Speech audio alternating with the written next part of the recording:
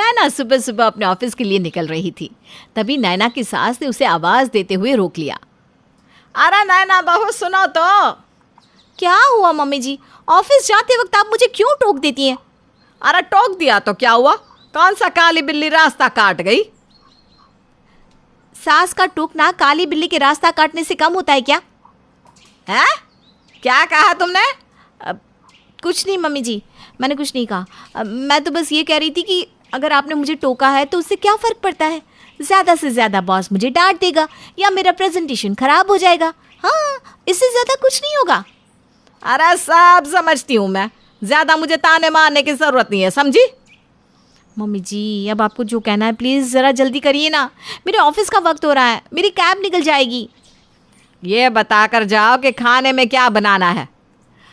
मैंने आलू की सब्ज़ी और रोटी दोनों बना दी है, अब मैं जाऊँ? अच्छा ठीक है, जाओ। मुझे कौन सा तुम्हें सारा दिन घर में रख के सिर दर्द करना है। नैना मुंह बनाते हुए वहाँ से चली जाती है। शाम के वक्त वो थकी हारी ऑफिस से लौटकर घर आती है। नैना बहू, शाम का खाना बना दिया? बात तो ऐसे कर रहे हैं जैसे सब्जी मैं ऑफिस में बैठकर काटती हूँ और चूल्हा कैब में रख कर लाती हूँ, वहीं पर सब्जी पक जाती है। क्या हुआ नैना बहू, अपने आप से बातें क्यों कर रही हो? अब नहीं पापा जी, मैं कहाँ अपने आप से बात कर रही हूँ। मैं तो ये कह रही हूँ कि बस अभी अभी ऑफिस से आई हूँ, थोड़ा पानी पी लूँ, उसके बाद खाना बना देती हूँ। तभी नैना का पति सुदेश भी घर पहुँच जाता है। अरे नैना, मेरे सर में ना बहुत दर्द हो रहा है, ज़रा मेरे लिए चाय तो बना दो। सर में तो मेरे भी दर्द हो रहा है सुदेश, मैं भी तो सारा दिन नौकरी करके आती हूँ, मुझे कौन सा बनी हुई चाय मिलती है। देखा बेटा, आजकल तुम्हारी बीवी कुछ ज़्यादा ही ताने मारने लगी है। मम्मी जी, मैंने आपसे थोड़ी ना कुछ कहा है, अब ले देकर पूरी दुनिया में मेरा एक पति ही तो है, उससे तो कह सकती हूँ ना। अच्छा ठीक है, अब ज़्यादा बातें ना बनाओ, जल्दी जाकर खाना बनाओ, बातों से किसी का पेट नहीं भरने वाला। नैना परेशान होकर रसोई में जाती है और खाना बनाने लगती है। कुछ देर के बाद वो सबको खाने के लिए बुलाती है। खाना टेबल पर लग गया है, आप सब लोग प्लीज़ ज़रा जल्दी आ जाइए, मैं बहुत थक गई हूँ। सब लोग खाना खा के फ्री हो जाएंगे तो मैं भी आराम से सोने जाऊँगी। हमारी बहू बातें तो ऐसे करती है जैसे पता नहीं कौन से पकवान बनाए हो उसने हमारे लिए। अरे ये क्या नैना, तुमने फिर से गोभी आलू की सब्ज़ी बना दी? फिर से का क्या मतलब है? गोभी आलू की सब्ज़ी पिछले मंडे को बनी थी, उसके बाद से लेकर अब तक 10 तरह की अलग अलग सब्जियां बन चुकी हैं, फिर भी आप नखरे दिखा रहे हैं। अरे 10 तरह की सब्जी बना चुकी हो तो क्या हुआ, रोज़ रोज़ बनाती तो एक ही सब्जी हो ना।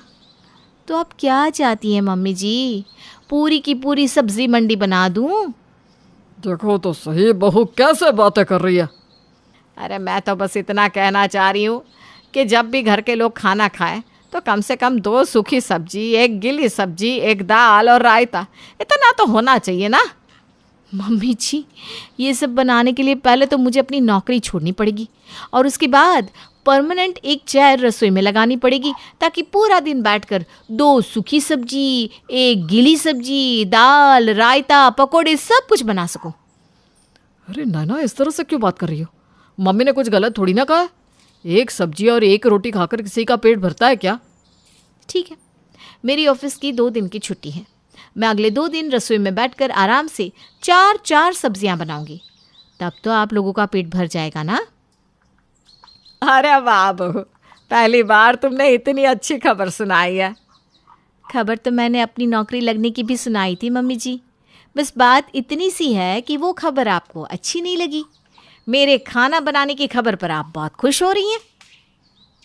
सब लोग नैना का मुंह देखते रह जाते हैं। अगले 2 दिन नैना के ऑफिस की छुट्टी थी और इसलिए उसने अगली सुबह सच में 4 सब्जियां बनाकर सबके लिए खाना परोस दिया। वाह वाह वाह, क्या बात है, आज तो थाली भरी भरी लग रही है। हाँ पापा जी, लगता है पूरा का पूरा न्यूट्रिशन परोस दिया। अब आप ना आराम से खाइए, क्योंकि सुबह 7 बजे से लेकर दोपहर के 12 बजे तक मैंने सिर्फ सब्जियां बनाई हैं और पकौड़े तले हैं। अरे तो क्या हो गया, पहली बार ही तो ऐसा किया है, आज से कौन सी कुर्बानी दे दी? कुर्बानी तो मैंने दी है मम्मी जी, 2 दिन की छुट्टी मिली थी, चाहती तो आराम कर सकती थी, मूवी देखने जा सकती थी, शॉपिंग पर जा सकती थी, लेकिन नहीं, मुझे 4-4 सब्जियां बनानी थी, इसलिए मैंने इन सब बातों की कुर्बानी दी थी। सब लोग खाना खाते हैं, लेकिन बहुत सारी सब्जियां होने की वजह से थोड़ी थोड़ी बच जाती है। नैना उन सब को उठाकर फ्रिज में रख देती है और शाम के वक्त वो अलग से 4 सब्जियां और बना देती है और शाम को टेबल पर खाना लगाती है। कुल मिलाकर टेबल पर 8 तरह की सब्जियां थी। अरे ये क्या, पूरे मोहल्ले को खाने पर बुलाया है क्या, जो इतनी सारी सब्जियां परोसी हैं? मम्मी जी, आपको ही तो मुझसे शिकायत रहती थी ना कि मैं दोनों वक्त सिर्फ एक ही सब्जी बनाती हूँ। अब देखिए, टेबल पर 8-8 सब्जियां हैं, आराम से खाइए आप। जब देखो तब ताना मारती रहती है, इससे तो कुछ कहना ही बेकार है मम्मी। बात तो तुम्हारी बिल्कुल ठीक है बेटा, लेकिन देखो कितनी सारी सब्जियां हैं। सब लोग खाना खा लेते हैं, लेकिन ज़्यादा सब्जियां होने की वजह से फिर से 8 की 8 सब्जियां थोड़ी थोड़ी बच जाती है। अगली सुबह नैना फिर से 4 सब्जियां बना देती है और टेबल पर 12 तरह की सब्जियां रखी होती है। अरे ये क्या बहू, टेबल पर सिर्फ सब्जियां ही सब्जियां नजर आ रही है, रोटियां बनाई भी है या नहीं? अरे मम्मी जी, ऐसा कैसे हो सकता है? अब मैं इतनी बुरी बहू भी तो नहीं हूं ना कि आप लोगों को सिर्फ सब्जियां ही खानी पड़े। देखिए देखिए, मैंने रोटी भी बनाई है।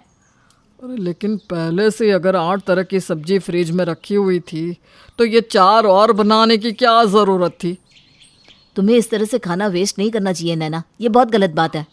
अरे कमाल की बात करते हैं आप।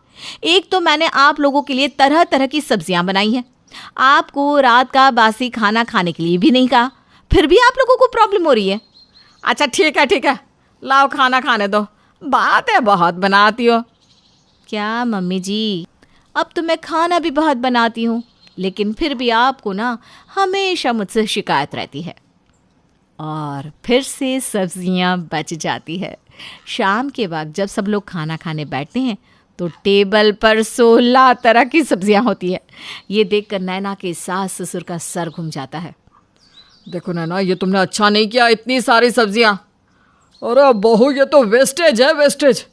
2 दिन में तुमने इतनी सारी सब्जियां बना ली, लेकिन क्या ऑफिस जाओगी तब ये सब कर पाओगी? वही बात तो मैं आप लोगों को समझाने की कोशिश कर रही थी। हमें खाना अपनी ज़रूरत के हिसाब से बनाना चाहिए और अपनी सहूलियत के हिसाब से भी। बहू तुम ठीक कहती थी, हमें समझना चाहिए। तुम नौकरी भी करती हो और घर के काम भी, और ज़्यादा खाना बनाने से वेस्टेज ही होता है। कल से ना तुम एक ही सब्जी बनाना, और सुनो, एक्स्ट्रा दाल ना मैं बना दिया करूँगी। सास की बात सुनकर सब लोग मुस्कुराने लगते हैं और उनके परिवार की ये छोटी सी लेकिन बड़ी दिखने वाली प्रॉब्लम सॉल्व हो जाती है। सुबह की पहली किरण निकलते ही पूरे गांव में हल्ला मच गया। 2 दिन पहले अपने प्रेमी के साथ भागी रमेश की बेटी कल्याणी और उसका प्रेमी, दोनों की लाश गांव के पास वाली नहर में तैरती हुई मिली थी। गांव वाले आपस में बातें कर रहे थे। अरे मैंने सुना है कल्याणी का उस लड़के के साथ चक्कर चल रहा था, और नहीं तो क्या, कई बार मैंने उन दोनों को छुप छुप कर मंदिर के पास मिलते हुए देखा था। अभी 3 दिन पहले ही तो वो लड़की उस लड़के के साथ भाग गई थी, लेकिन उन दोनों ने आत्महत्या क्यों कर ली, मेरी तो कुछ समझ में नहीं आ रहा। कैसी बात कर रहा है किशन, क्या तू जानता नहीं ये कोई आत्महत्या का मामला नहीं है? अरे तो फिर क्या हुआ? अरे मुझे तो लगता है उन दोनों को मारकर फेंक दिया गया है। पहले भी हमारे गांव में ऐसा कई बार हुआ है। जो लड़के लड़की ऐसी हरकत करने की कोशिश करते हैं ना, उन्हें ऐसे ही चोरी चुपके मारकर नहर में फेंक दिया जाता है। देखना, आज के बाद किसी लड़के लड़की की हिम्मत ना होगी इस तरह एक दूसरे के साथ प्यार करने या भाग जाने की। इन दोनों का तो बड़ा बुरा हाल हुआ भाई। हाँ, बात तो तुम्हारी सही है। मैंने सुना उनकी लाशें बड़ी बुरी हालत में मिली थी, शरीर पर काफी सारे चोट के निशान भी थे। अब 10 मुंह 10 बातें, कोई कुछ कहता है कोई कुछ, लेकिन तुम्हारी बातें सुनकर लग रहा है कि यह सच में हत्या का ही मामला है।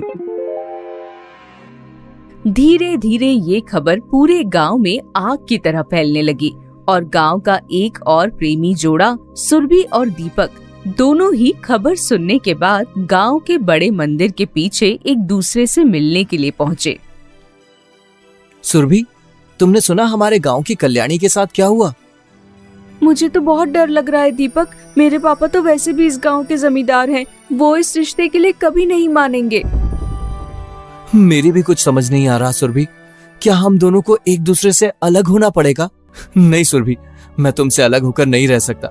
मैं तुमसे शादी करना चाहता हूँ, लेकिन बस समझ नहीं पा रहा हूँ क्या करूँ। दीपक, तुम तो शहर में नौकरी करते हो। हम एक काम करेंगे, यहाँ से भागकर शहर चलेंगे, वहाँ हमें कोई नहीं पकड़ पाएगा। इस गलतफहमी में मत जीना सुरभि, ये गांव के लोग बहुत खतरनाक है। यहाँ पर दो प्यार करने वालों को बख्शा नहीं जाता। ये लोग हमें कहीं से भी ढूंढ लेंगे। तो अब हम क्या करेंगे? क्या मुझे किसी और से शादी करनी पड़ेगी? नहीं, इस बारे में तो मैं सोच भी नहीं सकती। मुझे कुछ सोचना पड़ेगा। शायद तुम ठीक कहती हो। तुम एक काम करो, अभी कल्याणी का मामला बहुत गर्म है। एक हफ्ते के बाद तुम मेरे साथ शहर चलने की पूरी तैयारी कर लेना। हम यहाँ से भाग चलेंगे और वहां जाकर कोर्ट में शादी कर लेंगे। फिर ये लोग हमारा कुछ नहीं बिगाड़ पाएंगे। और अगले हफ्ते सुरभि भी दीपक के साथ चुपचाप बिना किसी को बताए शहर चली गई। सुरभि के पिता गांव के बड़े जमींदार थे। उसके भाग जाने की खबर ने जैसे उनकी इज्जत की धज्जियां उड़ा दी। जमींदार ने पूरे गांव में ऐलान कर दिया, गांव का जो भी आदमी मेरी बेटी और उस लड़के को पकड़कर लाएगा, मैं उसको पूरे 1 लाख का इनाम दूंगा। भले ही वो मेरी बेटी है, लेकिन मुझे जिंदा या मुर्दा वो मेरे सामने चाहिए। वैसे तो मेरे आदमी उसे हर जगह ढूंढ रहे हैं, मुझे हर हाल में वो चाहिए। उनकी बात सुनकर गांव वालों के बीच जैसे डर का माहौल पैदा हो गया। सुना तुम लोगों ने? जमींदार ने पूरे गांव में ऐलान कर दिया है, अब वो अपनी बेटी को जिंदा नहीं छोड़ेगा। लेकिन आजकल के बच्चे ऐसे काम करते ही क्यों हैं, जब जानते हैं कि हमारे समाज में इन सब बातों को नहीं माना जाएगा। अब देखना तुम, कुछ ही दिनों में जमींदार के आदमी उसकी बेटी सुरभि को जिंदा या मुर्दा पकड़कर ही लाएंगे। और वो लड़का दीपक, राम जाने उसका तो क्या ही होने वाला है। उस दिन के बाद से जमींदार के आदमियों और गांव के कुछ लोगों ने सुरभि और दीपक को ढूंढना शुरू कर दिया। उधर सुरभि और दीपक शहर में अपनी नई जिंदगी शुरू कर चुके थे। एक दिन दीपक ऑफिस गया हुआ था और सुरभि घर के काम में बिजी थी। उनकी शादी को अभी 1 ही महीना हुआ था। तभी दरवाजे की घंटी बजी। सुरभि ने जैसे ही दरवाजा खोला तो लोग बंदूक के साथ उसके घर के अंदर घुस गए और उन्होंने सुरभि के सिर पर बंदूक तान दी। फिर उनमें से एक आदमी ने किसी को फोन लगाया। आपका काम हो गया है साहब, सुरभि हमारी पकड़ में आ गई है। हाँ, वो लड़का आया नहीं है, लेकिन हम उसे भी ढूंढ लाएंगे। कौन हो तुम लोग और इस तरह मेरे घर में क्यों घुस आए हो? तेरे बाप ने भेजा है हमको यहाँ तुझे पकड़ के लाने के लिए। और जल्दी बता, कहाँ है तेरा प्रेमी जिसके साथ तू भाग के यहाँ आई थी? वो यहाँ नहीं है, दूसरे शहर गया हुआ है। साहब, वो दीपक तो यहाँ पर नहीं है। अब आप बताइए इसका क्या करना है? आप कहें तो गोली से उड़ा दूं। क्या कह रहे हैं? गांव लेकर आना है? अच्छा ठीक है। इतना कहकर उसने फोन रख दिया। क्या कहा साहब ने? उन्होंने कहा कि इसे गांव लेकर चलना है। उन दोनों लोगों ने सुरभि के हाथ पांव बांध दिए और उसके मुंह पर कपड़ा रखकर उसे बेहोश कर दिया और जीप में डालकर गांव ले गए। दीपक जब शाम को लौट कर आया तो सुरभि को वहां ना पाकर परेशान हो गया। वो समझ गया कि उसके साथ जरूर कुछ गलत हुआ है। दीपक जल्दी से पुलिस स्टेशन गया और सारी बात पुलिस को बताई। सर, कुछ लोगों ने शायद मेरी पत्नी को किडनैप कर लिया है। लेकिन आप ऐसा कैसे कह सकते हैं? आपके पास कोई सबूत है? देखिए सर, मैं जिस गांव से हूं वहां पर प्रेम विवाह को बहुत गलत तरीके से देखा जाता है और ऑनर किलिंग उस गांव की एक सामान्य प्रथा है। मैं जानता हूं मेरी पत्नी को भी उन्हीं लोगों ने किडनैप किया है। ठीक है, आप रिपोर्ट दर्ज करवा दीजिए। मैं आपके साथ आपके गांव चलता हूं और आपकी पत्नी को ढूंढने में आपकी मदद करूंगा। दीपक ने सुरभि के अपहरण की रिपोर्ट पुलिस थाने में दर्ज करवा दी और फिर पुलिस इंस्पेक्टर के साथ गांव पहुंचा। बहुत ढूंढने के बाद भी पुलिस को सुरभि का कोई अता पता नहीं चला। अगली सुबह इंस्पेक्टर वापस लौटने ही वाला था कि तभी रात के 12 बजे किशन चुपचाप पुलिस इंस्पेक्टर के पास आया। इंस्पेक्टर साहब, मुझे पता है जमींदार की बेटी कहाँ है। तो जल्दी बताओ कहाँ है। नहर के पास जो जमींदार के खेत है ना, वहीं बांध कर रखा गया है और कल सुबह उसे चुपचाप मारकर नहर में फेंकने की तैयारी की जा रही है। सुरभि को मारने के बाद ये लोग दीपक को भी उसी तरह मार देंगे। किशन ये खबर पुलिस इंस्पेक्टर और दीपक को देखकर वहाँ से चुपचाप चला गया। पुलिस इंस्पेक्टर रातों रात अपनी पुलिस फोर्स को लेकर किशन की बताई हुई जगह पर गया और सुरभि को उन लोगों से बचा लिया। सुरभि उन लोगों को काफी घायल अवस्था में मिली थी। उसे देखकर साफ पता चल रहा था कि उसके साथ काफी मारपीट की गई थी। कौन सी दुनिया में जी रहे हैं आप लोग? शायद आप जानते नहीं हैं, ऑनर किलिंग को लेकर हमारे देश का कानून बहुत सख्त है। अब आप सब लोगों को कड़ी सजा मिलेगी। आप पर किसी की जानबूझकर हत्या करने का केस दर्ज होगा। दीपक ने अपनी समझदारी और सूझबूझ से सुरभि की जान बचा ली और ऑनर किलिंग के नाम पर हत्या करने वाले लोगों को सजा दिलवाई। राजू चौपाटी पर पाव भाजी का ठेला लगाया करता था। उसके हाथ की बनी हुई पाव भाजी लोगों को बहुत पसंद आती थी। राजू के ठेले पर रोज शाम को पाव भाजी खाने वालों की लाइन लग जाती थी। अरे राजू भैया, तुम्हारे हाथों में तो जादू है, जादू। कितनी अच्छी पाव भाजी बनाते हो। हाँ, बिल्कुल सही कहा। इतनी अच्छी पाव भाजी तो पूरे शहर में कहीं नहीं मिलती जितनी राजू भैया के ठेले पर मिलती है। आपका बहुत बहुत धन्यवाद। बस एक यही तो काम है जो मुझे आता है। जैसे तैसे पाव भाजी बेचकर अपने परिवार का पेट पालता हूँ। राजू भैया, कौन है तुम्हारे परिवार में? मेरा मतलब कितने लोग हैं? क्या बताऊं भैया, माँ बाप, 2 बच्चे, पत्नी, सभी लोग हैं और मैं इकलौता कमाने वाला। तुम पाव भाजी बेचकर इतना पैसा कमा लेते हो जिससे तुम्हारे परिवार का पालन पोषण आसानी से हो जाए? हाँ, भगवान की दया से अभी तक तो कोई परेशानी नहीं आई, लेकिन कभी कभी पैसों की कमी आ जाती है। लेकिन भगवान की कृपा से कभी भूखे नहीं सोना पड़ा। राजू खुश था। उसकी बनाई पाव भाजी लोगों को बहुत पसंद आती थी और उसके घर का भी खर्चा आसानी से निकल आता था। एक दिन राजू अपने पाव भाजी बनाने का सामान लेने बाजार गया। वहाँ पर उसने देखा कि एक रेस्टोरेंट था जिस पर काफी बड़ी बड़ी गाड़ियाँ आकर रुक रही थी और पैसे वाले लोग आकर खाना खा रहे थे। उस रेस्टोरेंट के बाहर लिखा हुआ था कि यहाँ पर पाव भाजी, डोसा और दूसरी तरह का सारा फास्ट फूड मिलता है। ये देखकर राजू ने मन ही मन सोचा, अरे एक मैं हूँ जो ठेले पर पाव भाजी बेचता हूँ, लेकिन वहाँ पर इतने बड़े बड़े लोग नहीं आते। यहाँ रेस्टोरेंट में तो काफी पैसे वाले लोग आ रहे हैं। जरूर पाव भाजी के दुगने दाम यहाँ पर मिलते होंगे। अगर मुझे भी ऐसा कोई काम मिल जाता तो मजा आ जाता। राजू को इस तरह ख्यालों में गुम देखकर रेस्टोरेंट के बाहर खड़े एक आदमी जिसका नाम मोहन था, उसने कहा, क्या सोच रहे हो भाई? और इस तरह लगातार रेस्टोरेंट के बोर्ड की तरफ क्यों देख रहे हो? कुछ नहीं भैया, मैं चौपाटी पर पाव भाजी बनाकर बेचता हूँ और मेरे हाथ से बनाई पाव भाजी लोगों को बड़ी पसंद आती है। लेकिन यहाँ इतने पैसे वाले लोगों को आता देख सोच रहा था कि अगर ऐसी किसी जगह काम मिल जाता तो मैं भी बहुत सारे पैसे कमा लेता। फिर तो तुम बहुत सही समय पर आए हो। अंदर रेस्टोरेंट में जो हलवाई पाव भाजी बनाने का काम करता था वो बहुत समय से बीमार चल रहा है और रेस्टोरेंट के मालिक को एक पाव भाजी बनाने वाले की जरूरत थी।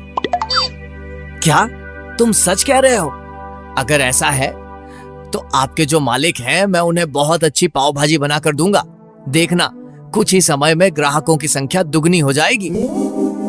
मोहन राजू को रेस्टोरेंट के मालिक के पास मिलवाने के लिए ले जाता है।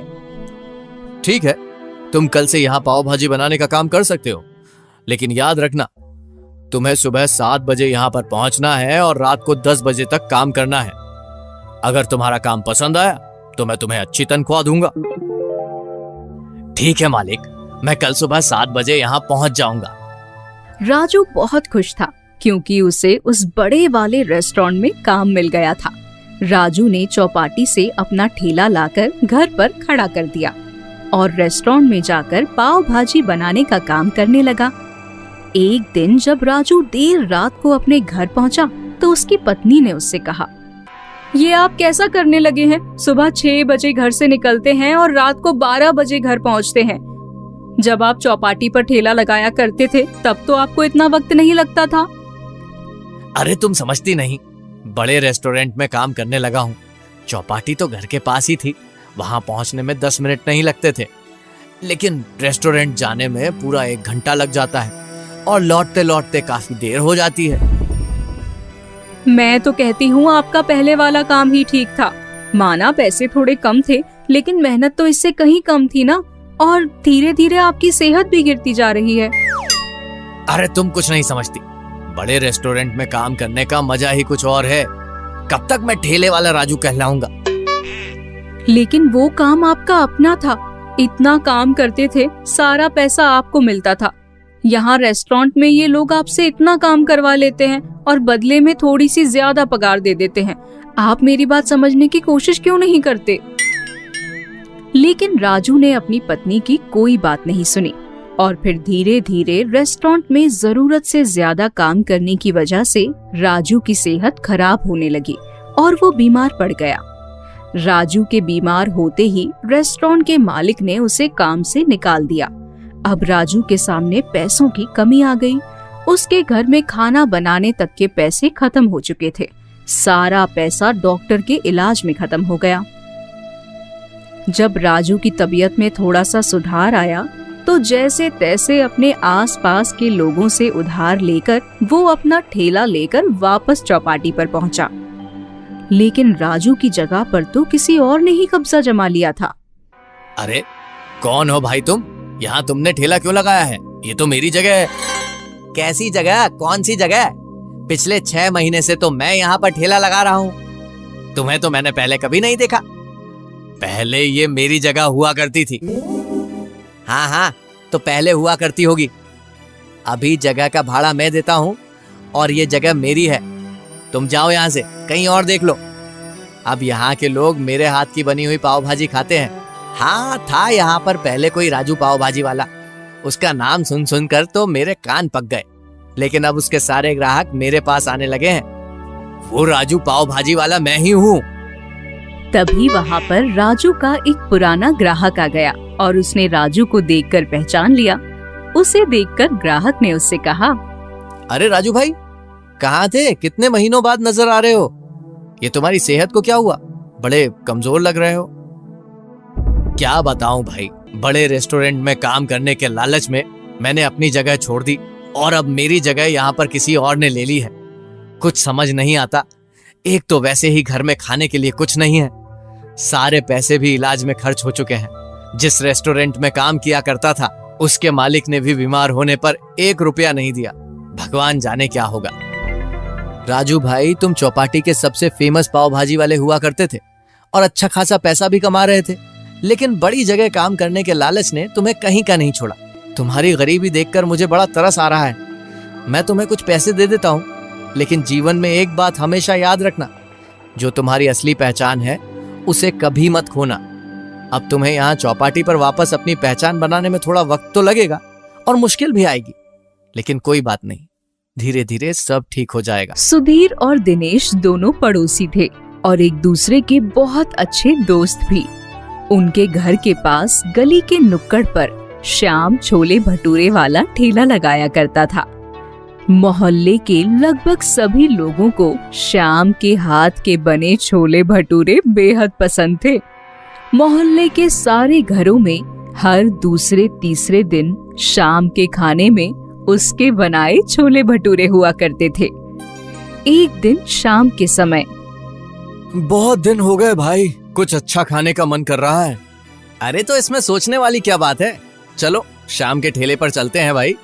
उसके हाथ के छोले भटूरे खाकर तो तबीयत खुश हो जाती है। तो फिर चलो साथ में चलते हैं और लौटते में बच्चों के लिए छोले भटूरे पैक करवा ले आएंगे। भाई उनका भी तो मन करता है अच्छी चीज खाने का। दोनों दोस्त अपने घर से निकलकर गली के नुक्कड़ पर श्याम भटूरे वाले के ठेले पर पहुँचे। अरे आओ आओ भैया, बहुत दिन बाद आए। शाम जल्दी से 2 प्लेट गर्मा गर्म छोले भटूरे लगा दे, आज बड़ा मन कर रहा है तेरे हाथ के छोले भटूरे खाने का। हाँ भाई, अब घर का खाना खा खा कर कभी कभी बोर हो जाते हैं, और वैसे भी तेरे हाथ में तो जादू है जादू भाई। तेरे बनाए छोले भटूरे तो पूरे मोहल्ले में फेमस है। आपका बहुत बहुत धन्यवाद भैया, अभी आपके लिए 2 प्लेट गर्मा गर्म छोले भटूरे लगा देता हूँ, आप यहाँ बैठिए। इतना कहकर श्याम ने 2 कुर्सी स्टूल आगे कर दिए। कुछ ही देर के बाद श्याम 2 प्लेटों में छोले भटूरे लगाकर आ गया। वाह भाई, मजा आ गया, कितना स्वाद है इसमें। तभी तो मैं शाम से कहता हूँ कि रेस्टोरेंट खोल ले, बहुत ग्राहक आएंगे। अरे नहीं भैया, इस ठेले से ही अच्छी खासी आमदनी हो जाती है और मेरे पास इतना पैसा नहीं कि मैं पूरा का पूरा रेस्टोरेंट खोल सकूं। मैं इतने में ही खुश हूँ। कोई बात नहीं श्याम, तू खूब मेहनत कर, देखना एक दिन बहुत पैसे कमाएगा। अरे श्याम, एक जरूरी बात तो तुझे बताना भूल ही गया। सुन, अगले महीने मेरे घर पर दावत है और छोले भटूरे का ऑर्डर मैं तुझे ही दूंगा। देख, जैसा हमेशा बनाता है वैसा ही बढ़िया क्वालिटी का बना कर देना। मेहमान खुश हो जाएंगे तो पार्टी का मजा दुगना हो जाएगा। बिल्कुल दिनेश भैया, जैसा आपको पसंद है वैसा ही छोला भटूरा बना कर देंगे।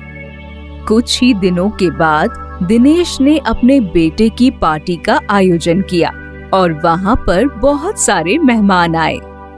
क्या बात है दिनेश, खाना तो बहुत स्वादिष्ट है और विशेष रूप से छोले भटूरे, उनका तो क्या कहना। अरे हाँ, वो गली के नुक्कड़ पर एक छोले भटूरे वाला है भाई, कमाल का जादू है उसके हाथों में। इतने स्वादिष्ट छोले भटूरे बनाता है ना कि बस खाने वाला खाता ही रह जाए। तुम्हारी बात बिल्कुल सही है। अगली बार जब मेरे घर में कोई पार्टी होगी तो मैं भी उसे ही ऑर्डर दूंगा। धीरे धीरे करके श्याम के बनाए हुए छोले भटूरे की चर्चा आसपास के पूरे घरों में होने लगी। अब हर कोई अपने घर में होने वाली पार्टी में श्याम के बनाए हुए छोले भटूरे ऑर्डर करने लगा। देखते ही देखते छोले भटूरे बेचकर श्याम ने खूब सारे पैसे कमा लिए। इसी तरह एक दिन श्याम को सुधीर के ऑफिस के बॉस के यहाँ पार्टी में छोले भटूरे बनाने का ऑर्डर मिला।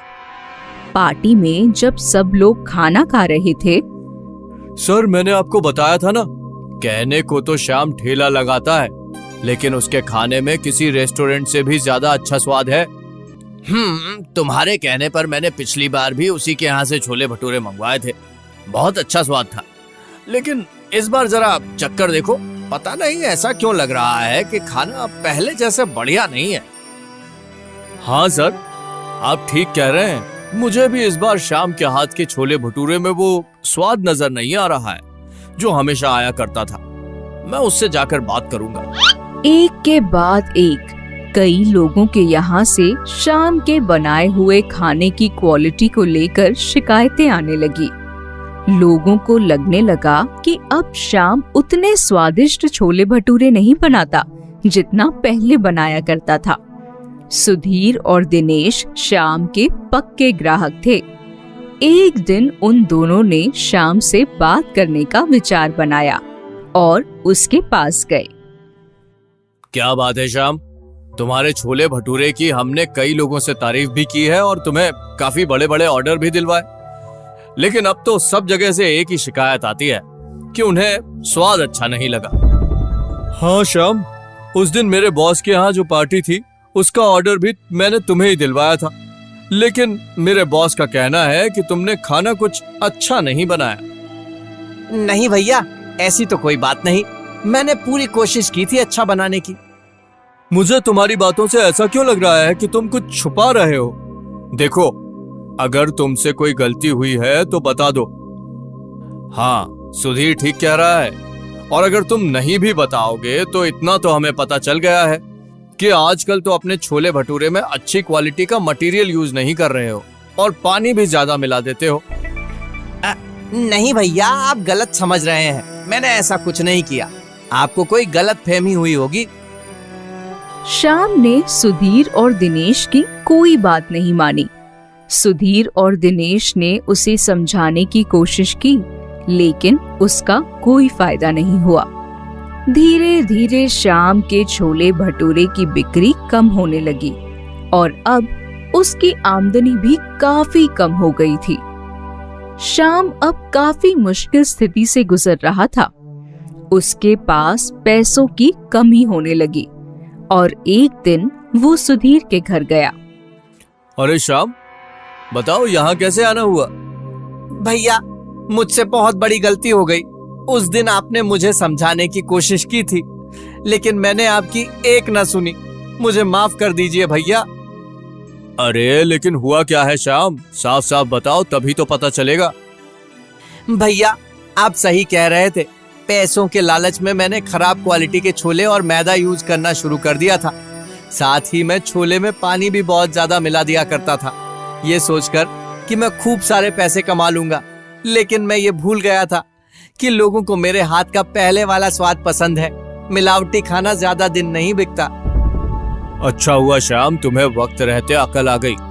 देखो, तुम्हारे पास पैसों की बहुत कमी हो गई है। अब भी वक्त है, तो फिर से अच्छे तरीके से छोले भटूरे बनाना शुरू कर दो। लोगों का विश्वास जीतना शुरू कर दो। देखना, धीरे धीरे तुम्हारा काम फिर से अच्छा चलने लगेगा। अब सुंदर बहू की कामना किसे नहीं होती, तो हमारी सरला जी को भी सुंदर बहू की ही जरूरत थी। ये क्या है भाभी, अरे लड़के का ब्याह क्यों नहीं करा देती? अरे कहाँ से ब्याह करा दूं? कानपुर में वैसी लड़की मिल ही नहीं रही जैसी हमें चाहिए। अब कैसी बहू की कामना है भाभी? आपको भी तो हम लोग लाए थे, याद है ना कैसी सी थी? अरे मोहल्ले वाले बोल रहे थे क्या उठा लाए। अरे जाने दो, जैसा पति मैं चाहती थी वैसा तो मेरे माता पिता ढूंढ ही नहीं पाए। लेकिन मैं तो अपने बेटे के लिए ऐसी हीरोइन जैसी बीवी लाऊंगी। कैसी, जरा हम भी तो देखें। सामने लगी होती है मल्लिका शेरावत की फोटो, वो भी हॉट हॉट। हाय रे भाभी, सच्ची ऐसी बहू लाने की सोच रही हो? अरे ये तो इम्पोर्ट करवानी पड़ेगी, यहाँ ना मिलेगी कानपुर में। हाँ तो करेंगे ना इम्पोर्ट। वैसे भी अगले महीने मुंबई जाना है, वहीं से लेकर आऊंगी मैं ऐसी बहू। तभी पड़ोस का विक्की सरला की बात सुन लेता है। अरे विक्की, तू कब आ गया, पता ही नहीं चला। वो जब आप रिंटू भैया के लिए लड़की लाने की बात कर रहे थे ना वैसे मल्लिका हमें भी अच्छी लगती है, ले आइए तो जरा हम भी भाभी जी के दर्शन कर लेंगे। अरे भाग यहाँ से भाभी जी के दर्शन वाला। अरे भाभी, अभी तो आपकी बहू आई नहीं और दीवानों की लाइन लग गई। आ जाएगी तो क्या हो जाएगा। वैसे भाभी, ऐसी लड़कियां ना घर का काम नहीं करती। तभी नौकरानी आ जाती है। तो अच्छा है ना दीदी, उसके लिए मैं हूँ ना। आंटी जी को तो बस बहू चाहिए, हॉट एंड सेक्सी। क्या आंटी जी? हाँ हाँ, देख नौकरानी भी मेरे दिल की बात समझ जाती है, और तू मेरी ननद होकर भी नहीं समझती। खैर, ननद चली जाती है अपने घर और शाम को बेटा घर आता है। हाँ रिंटू, हो गई फ्लाइट्स की टिकट? कब जा रहे हैं हम लोग बहू लाने? माँ, मैं कहीं नहीं जा रहा हूँ, मुझे गीता से प्यार है। मैंने उससे आपको मिलवाया भी था। अरे कौन गीता? वो 5.5 गज की साड़ी पहनती है वो? अरे नहीं नहीं नहीं बेटा, ऐसा ना कर। अरे कौन करेगा ऐसी लड़की से शादी ना पापा ना। माँ वो पढ़ी लिखी है, मुझे समझती है, परिवार को ऊपर रखती है। उससे शादी करके समझ लो मेरी जिंदगी सेट हो जाएगी। और जो बच्चे होंगे वो अरे अंकल आंटी टाइप के होंगे। कैसी बात कर रही है माँ, बच्चों को तो छोड़ दे। लेकिन सरला कुछ नहीं समझती। वो साफ कह देती है कि बहू आएगी तो छोटे कपड़ों वाली और खुले विचारों वाली। खैर क्या करते, लड़की देखने जाते हैं दोनों माँ बेटा, और माँ को फाइनली लड़की पसंद आ ही जाती है। क्या नाम है बेटा तुम्हारा? नशीली, नशीली नाम है मेरा। हाय। हाय, कितना प्यारा नाम है, नशीली। अरे बेटा, तुझे कुछ पूछना है क्या अपनी होने वाली बीवी से?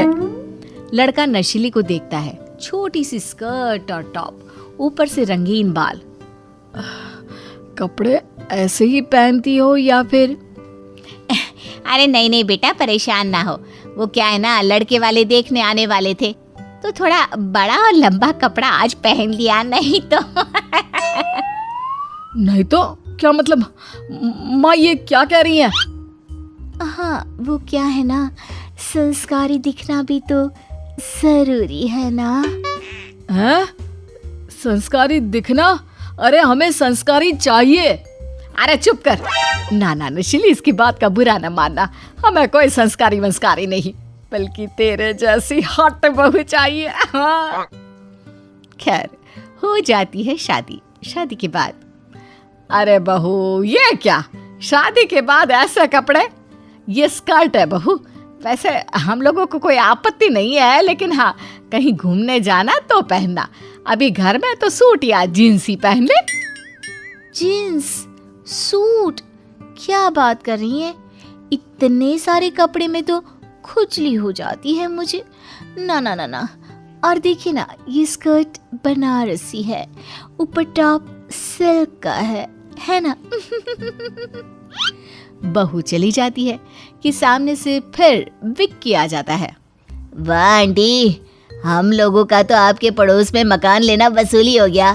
कल भाभी जी छत पर क्या लग रही थी, क्या चुनकर बहू लाए आप? अरे चुप कर, फिर आ गया तो बकवास बंद कर। अपनी बीवी को 4 पर्दे में ढक कर रखते हैं और दूसरे की बीवी को। माँ और विक्की में बहस चल ही रही थी कि बेटा आ जाता है। क्या हो गया माँ, क्यों लड़ रही है विक्की से? बचपन का दोस्त है मेरा। अरे क्या बोल रहा है, सुन जरा तेरी बीवी के लिए। अरे बुरा क्यों लग रहा है? अच्छा ही तो बोल रहा हूँ मैं। हाँ माँ, क्यों बुरा लग रहा है? सही तो कह रहा है विक्की। बहू हॉट भी चाहिए और गर्मी आसपास भी ना फैले, ऐसा कैसे हो सकता है माँ? अरे कैसी बात कर रहा है बेटा, ये क्या अच्छी बात है अपनी बीवी के लिए ऐसा बोलना? तभी बहू आ जाती है। माँ जी, मुझे ये शहर पसंद नहीं आया, मैं बड़े शहर में रहना चाहती हूँ। लेकिन मेरी नौकरी, माँ का घर और मेरा सब कुछ सब यही है। पर यहाँ तो मेरे कपड़ों को लेकर, मेरे नाम को लेकर क्या क्या बात होती है। मैं नहीं रहूंगी। वैसे भी मैं छोटे शहर के लिए नहीं बनी हूँ। अरे तो बेटा, ये तो शादी करने से पहले सोचना चाहिए था ना। अरे इंजीनियर है मेरा पति, इंजीनियर, तो उसके लिए तो नौकरी कहीं भी मिल सकती है। यही सोचकर शादी कर ली मैंने। और इस बंगले में मुझे कोई इंटरेस्ट नहीं है, आउटडेटेड है ये। अब सास को समझ में आने लगता है कि नशीली का नशा अब उतरने को है। अब चल बहू मार्केट, मुझे जरा काम है, थोड़ा सामान लेना है। नशीली जल्दी से हॉट सी ड्रेस में तैयार हो जाती है। ये क्या बहू, कानपुर की बाजार है और ये कपड़े खींच जाएंगे यहाँ पर। तो मैं कहीं नहीं जाऊंगी माँ जी, मैं पहनूंगी तो यही कपड़े, पहले से बता दे रही हूँ, वो भी साफ साफ। सास बहू को लेकर बाजार जाती है, लेकिन वहां तो हाय रोहन, कैसे हो तुम? हेलो, ये बोलकर वो एक लड़के से गले लग जाती है। सास दोनों को अलग करती है। अरे ये कौन है और क्यों चिपकी जा रही है तू इससे? अरे आंटी, क्यों तमाशा कर रही हैं? ये मेरी गर्लफ्रेंड रह चुकी है। हम 6 साल से रिश्ते में थे। वो तो इसे मेरी माँ ने पसंद नहीं किया, वरना मेरी तो शादी भी हो जाती इससे। क्या? लेकिन मेरी किस्मत कहाँ अच्छी कि मेरी शादी तुमसे होती। अब ये सास है मेरी, देख रहे हो ना, ऐसा ही बेटा है इनका। वो तो ये लोग मैं जैसी थी वैसे शादी करने के लिए हाँ कर दी, तो मुझे भी हाँ करनी पड़ी। लेकिन अब लग रहा है कि गलती हो गई। बहू देख, तू किसी के भी सामने हम लोगों के बारे में कुछ भी बोलेगी, ये मैं बर्दाश्त नहीं करूंगी, समझी? आंटी जी, आप इस पर ऐसे चिल्लाएंगी, ये मैं बर्दाश्त नहीं करूंगा। लड़का जोर से चिल्लाता है कि तभी वहां रिंटू आ जाता है। माँ, कौन है ये लड़का और आप पर क्यों चिल्ला रहा है? मेरा एक्स बॉयफ्रेंड। तुम्हारी माँ बदतमीजी कर रही है इससे। अरे बेटा, मैंने तो कुछ नहीं कहा। क्या नशीली, मैं तुमसे शादी करने को तैयार हूं ना, छोड़ो इन लोगों को। सच्ची? ठीक है, छोड़ देती हूँ। चलो रोहन। नशीली रोहन के साथ चली जाती है। बेटा मुझे माफ कर दे, मैंने दिखावे में आकर तेरी शादी ऐसी लड़की से कर दी। कोई बात नहीं माँ, वैसे भी ये घर उसके लायक नहीं था।